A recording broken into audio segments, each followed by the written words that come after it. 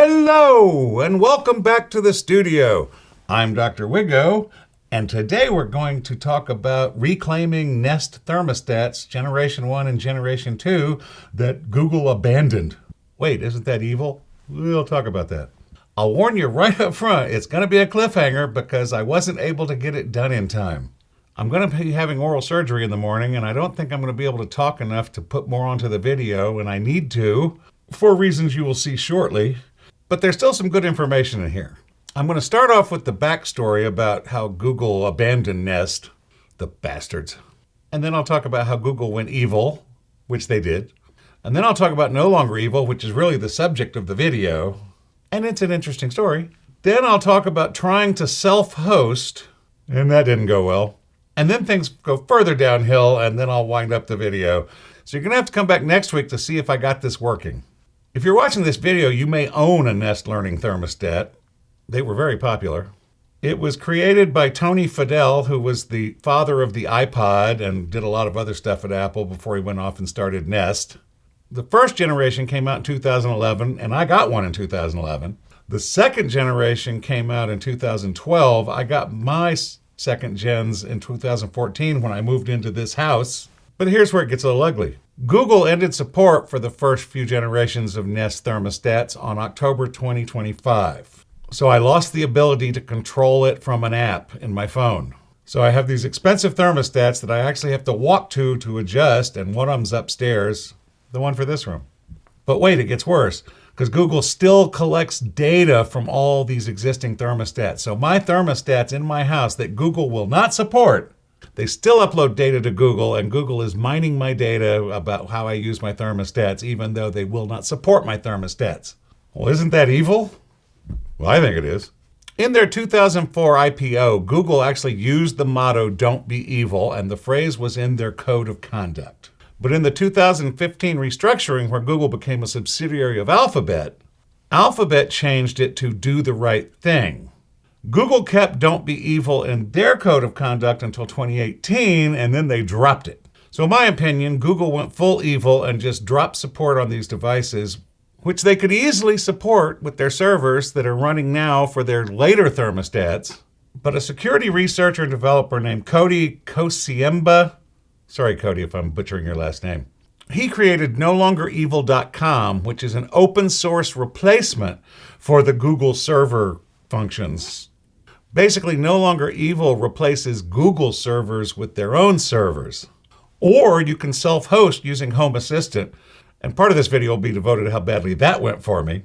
cbutters.tech has a really good how-to video linked down below, also with a rant at the beginning like mine. But he shows how to set up Home Assistant and do all that stuff, which didn't work for me, which we'll get into in a minute.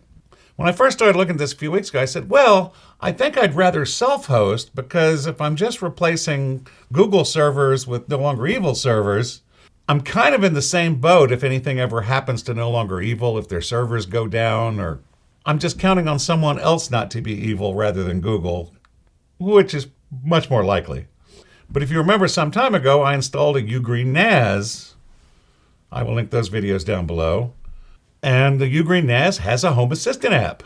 I thought, great, so I set up the Home Assistant app on the Ugreen NAS, but it doesn't support Home Assistant apps. They used to call them add-ons, but now they call them apps. It has something to do with Docker. Docker doesn't allow the apps to run, it's technical stuff that I don't understand. But I thought, not to worry, I'll set up a virtual machine on my NAS to run Home Assistant, which I did. But then when I went to put in apps, I discovered that the Home Assistant on the virtual machine on the NAS also doesn't have any app support. Watch this brief video of me finding this out. So I'm in settings. I don't have apps. So now I'm thinking, but wait, I leave my Mac Studio running 24/7. So I'll just set up a virtual machine on my Mac Studio to run Home Assistant. Speak to the Geek has a video on how to do that using UTM, which is a free program, and that'll be linked down below. Yeah, that didn't work out either for different reasons. Here's a brief video of what happened there. Okay, well, I'm going to click install.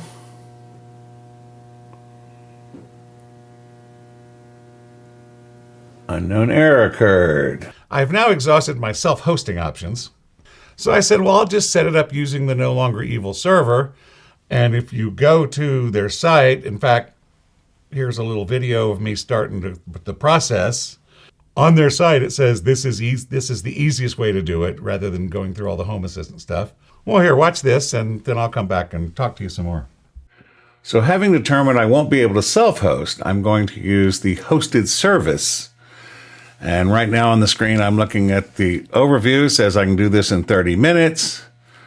It's a plug and play. You download the firmware installer, which, by the way, you see over on the right side of the screen here. And then it's going to redirect traffic from the Google servers to here. I'll create a free account, get a code, start controlling. Looks pretty easy.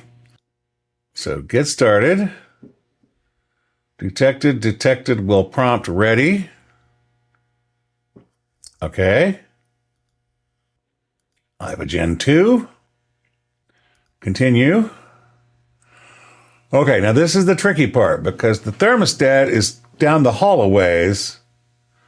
So I have to disconnect my Nest from the back plate and then put it back on, wait 2 to 3 seconds, which arms the DFU trigger. Then I pull it back off.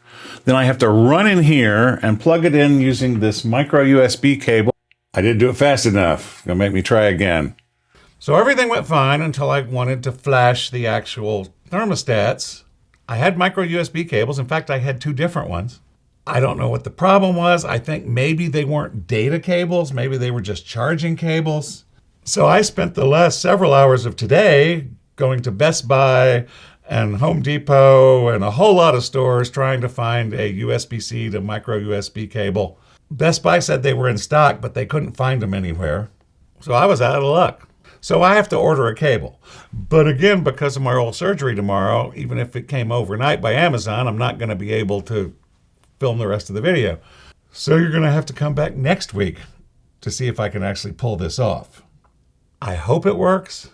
It's a really good idea, and kudos to Cody, although he did get a $15,000 bounty for saving a abandoned product. It's all on the NoLongerEvil website, the whole story of how it came to be and why he did it, and explanations of everything. There's a lot of documentation. Unfortunately, most of that documentation relies on things working the way they're supposed to, and as you saw in my case, most things didn't work as they were supposed to. So that's where I ended up. I didn't get my thermostats flashed. I'm not on the NoLongerEvil servers. I still have to go manually do them, but I'll be getting a new cable.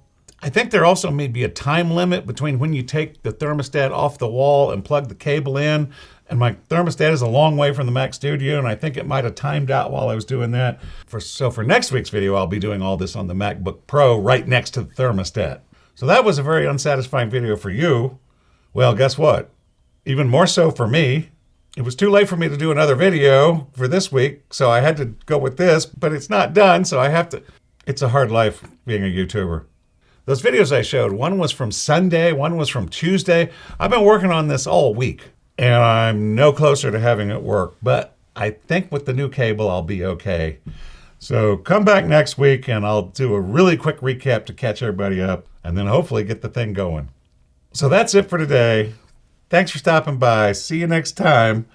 Bye-bye. And now I got to go order that cable and hope it comes and hope everything works. And I'll see you next week. Thanks for staying to the end. Bye-bye.